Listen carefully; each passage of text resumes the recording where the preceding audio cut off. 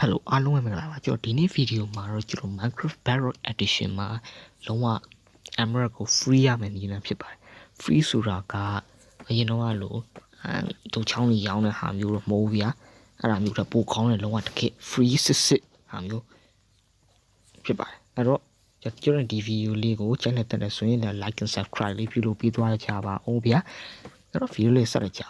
အရင်ဆုံးဘာလုပ်ရမလဲဆိုတော့ကျွန်တော်ဒီ Librarian villager ဗျာဒီ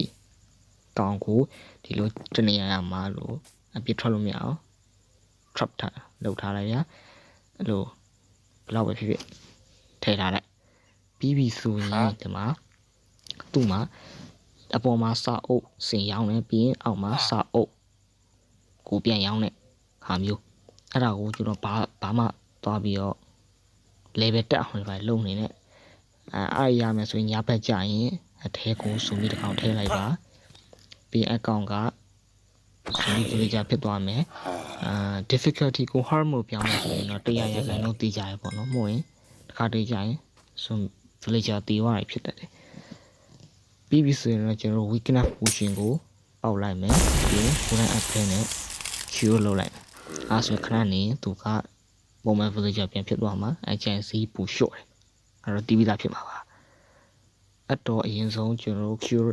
လုပ်ဖို့အတွက်သုံးတဲ့ weakness potion ဘယ်လိုလုပ်ရမလဲဆိုတော့ဒီသူကအဲ့လို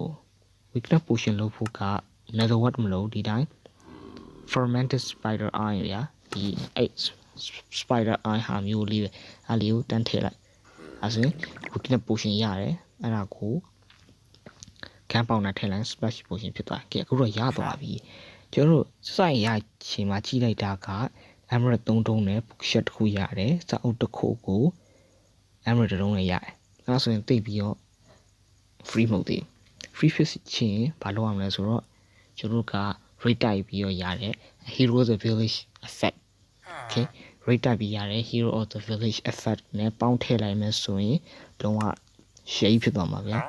အခုကျွန်တော်ကမှ hero of the village effect ထည့်လိုက်တော့ဒီမှာကြည့်လိုက်ထည့်လိုက်ပြီ